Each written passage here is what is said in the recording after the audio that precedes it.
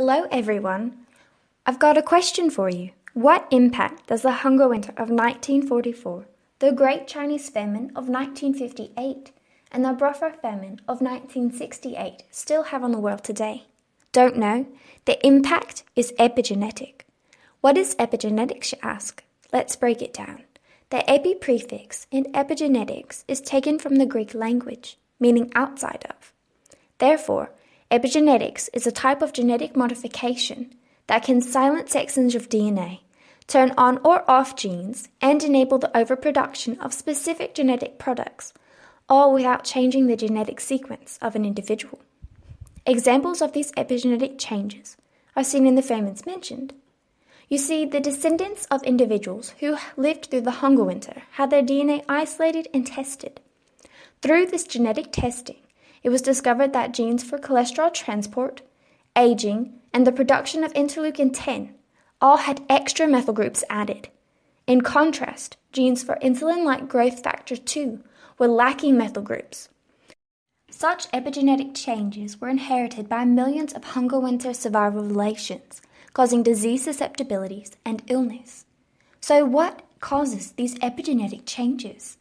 Well, epigenetic changes and the regulation of the DNA come in three main categories: methylation of the DNA, histone modification, and RNA-associated silencing.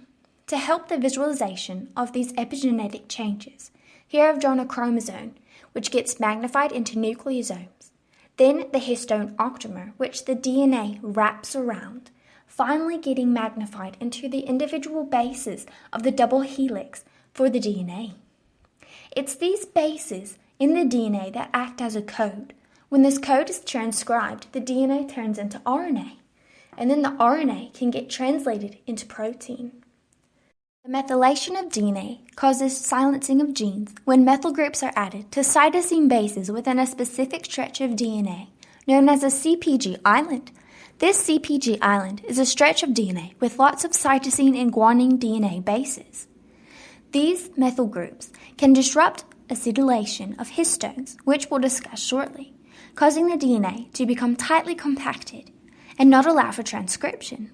So I don't lose anyone here. I've decided to use tags for the methyl groups instead of the scientific notation. The incorporation of these methyl groups to the cytosine bases within the CPG island is an inheritable trait, not only from cell to cell, but also from parent to child. Before we move on to histone modifications, I'd like to tell you more about histones. Histones are proteins that the DNA wraps around, enabling the compaction of a 5-foot-long DNA sequence within the space of a cell nucleus. There are 8 subunits in each histone octamer: 2H2A, 2H2B, 2H3, and 2H4 molecules. These histone molecules have tails made up of amino acids, primarily lysine. The addition of acetyl groups to histones affects the charge of the histone, causing it to bind with less strength to the DNA, allowing the gene to be activated. Examples of acetylation are seen in the DNA repair of a double-stranded break via the acetylation of the histone 4 lysine tail. The addition of a methyl group to the histone can tighten or relax a bond between the histone and the DNA to silence or activate genes based on where the methyl group is added. For example, when the 4th lysine of histone 3 becomes methylated, the gene is activated.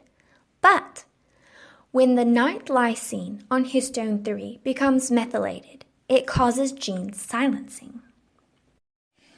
Lastly, we have the RNA products, whether antisense transcript, non-coding RNA, or RNA interference, all interact with the DNA to cause methylation at these CPG islands we talked about and interfere with the histone configuration to produce a tighter form of DNA called heterochromatin.